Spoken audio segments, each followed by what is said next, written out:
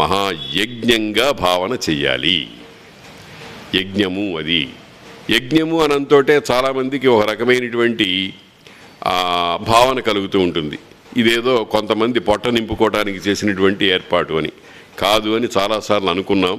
అది అనేకమైనటువంటి దృష్టాంతాల ద్వారా కూడా మనం నిరూపించుకున్నాం. ఇప్పుడు ఇంతవరకు ఏం జరిగింది? బ్రహ్మ ఏర్పరిచినటువంటి సృష్టి ఏర్పడ్డాయి. తర్వాత భగవంతుడు భగవద్గీతలో ఒక మాట చెప్పాడు, యదా యదా హి ధర్మస్య గ్లానిర్భవతి భారత అభ్యుత్థానమధర్మస్య తదా ఆత్మానం సృజామ్యహం అని అన్నాడు. ఇది చాలా గొప్ప శ్లోకం, గొప్ప భావన. దీన్ని గురించి మనం ఏదో ఆషామాషిగా అనుకోవడానికి వీల్లేదు.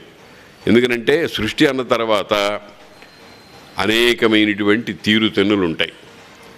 ఒక్కొక్కడు ఇంకొకటి కంటే భిన్నంగా ప్రవర్తిస్తూ ఉంటాడు. అంత దూరం కూడా అక్కర్లేదు. ఒకడే ఒక కాలంలో ఒక రకంగా ప్రవర్తించి మరో కాలంలో ఇంకో దానికి విరుద్ధంగా ప్రవర్తిస్తూ ఉంటాడు. అందుకనే ఒక మాట అంటూ ఉంటాం, వాడు అర్థం కాడండి మనకి,